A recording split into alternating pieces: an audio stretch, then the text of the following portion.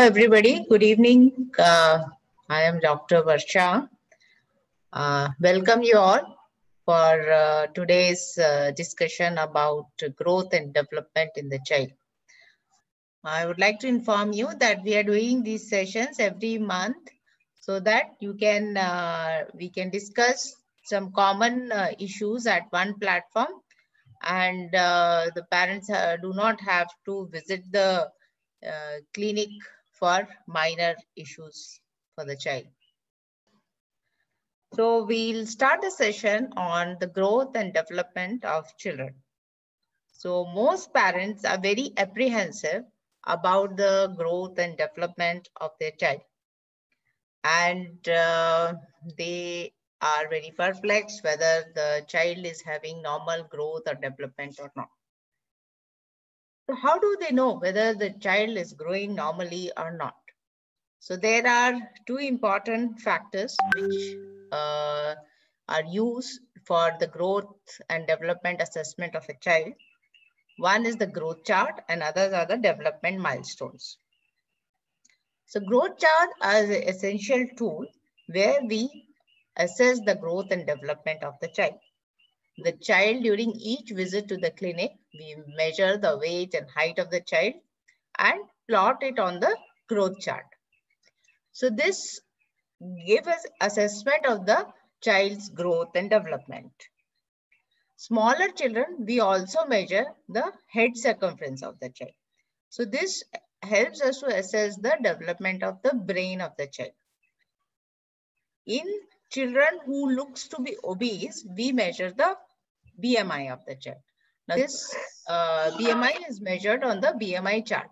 So BMI chart gives us an idea whether the child is going obesity or not. And this BMI is different from an adult BMI. It is specific with the age of the child. The other parameters are the development milestones. We measure the child whether when he started sitting or he is standing or walking. So these parameters, we assess the child in different parameters at different age, crawling, speech of the child. So there are many milestone charts which are available, which you can refer to assess the development milestone of the child. But you should remember, there is always a window period for each child's growth and development. This window period is very important, and we should not compare the two children because it's very easy to compare the children, but the difference in the growth of the child may be a normal variance, and each child is different and unique. So it is advised for the parents, if there is a doubt, you can consult the doctor. It's very important to preserve your growth, height, weight, and growth chart records of the child because it helps the doctor to evaluate the child better. I'll just give a more brief about the growth chart of the child. So the growth chart has two important parts of the child, is the shape of the curve, the percentile. Now the shape of the curve, the child's growth curve can follow any of the lines which are mentioned on the growth chart. It can be third percentile, 15, 50 or 85 or 97. But the shape is very important rather than the absolute value. This percentile at which the child is growing, it all depends on many factors. It can be the birth weight of the child, the genetics, the environmental factors. This all affect the percentile. The percentile also help us to compare the child with the rest of the population. So I should also want to tell you that the child has to be assessed not only in the weight and height, but it has to be assessed as a whole. So there are 5 important domains where the child development takes place.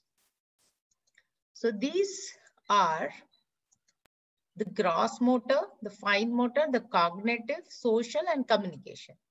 The gross motor is when the child starts sitting, head control, walking, running, kicking a ball. So these are the gross motor development. Then we have the fine motor, which are the adaptive skills. This fine motor development is where the child learns how to use a spoon, how to use a pen, writing, to take care of her daily routine activities, drawing. So these are the fine motor skills he develops. Then we have the communication skills. The communication skills are, there are two aspects to this, the receptive skill and the speech. The receptive skill is how the child is responding to you, whether he is responding to his name or he is imitating you. So these are the receptive skill. And finally, they develop the speech.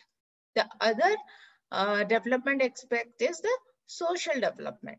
So the child understands how to behave in a social atmosphere, how to interact with his peers, the elders, or how to behave in a social environment in a classroom setting or in a playground or home setting. So child has to behave differently in different social atmosphere. Then we have the cognitive development. That is very important. That helps in the thinking capacity, exploring things. Then this all cognitive development later on develops the critical thinking of the child. So now factors which are affects the development and the growth and development of the child. The factors which affect are the genetic factors. Now we know that 80% of ourself is controlled by our genetics and rest are environmental factors. Now the genetic factors are not possible to change the genetic factors. So mainly the height, the color of the skin, the color of the eyes, all depends on genetic factors. And it's not possible to change these genetic factors. But the other factors which can affect and can be influenced with us are the nutrition factors. A good balanced diet is very important. A balanced diet means a diet which is adequate amount of carbohydrates, proteins, fat, minerals, fibers. So this all helps in the overall development of the child. And this is like no nutrient is better than the other. Every nutrient should be present and in an adequate proportion. Some is more, other is less, then also it affects the growth and development of the child. So children who are picky eaters, who don't eat all types of food, do develop a micro or macronutrient deficiency, which affects the growth of the child. So some of the nutrients which are directly affecting the growth of the child are like iron. Iron deficiency leads to low IQ and mental ability is less in these children. Then iodine deficiency causes hypothyroidism, causing low IQ and low development. Calcium and vitamin D deficiency causes weak bones and poor development. Thiamine deficiency is also the type of B complex which develops in mental illnesses. So all the ingredients are important. We should also remember that, as I told you, one ingredient should not be more. So especially food which are very high in carbohydrates and trans fats, saturated fats, they lead to poor mental and cognitive development in the child. So child's weight will be good, but the mental development will be affected. So that also has to be taken care. The other factors which can affect the growth and development of the child are emotional factor. How is the emotional support to the child at home? How is the family atmosphere? A good family atmosphere is very important for the growth and development of the child. So children who are abandoned or do not have parents, they have poor growth and development. Others are the social factors. The socio-economic condition in which the child is growing also affects his growth and development. It all depends on the education levels of the parents, the employment, where safety issues, overcrowding. So these all affects the child's development. So we should also remember that all these factors are very important, because the factors which are under our control and can be modified can have a positive impact on the growth and development of the Thank you very much. Thank you for your time and attending the session.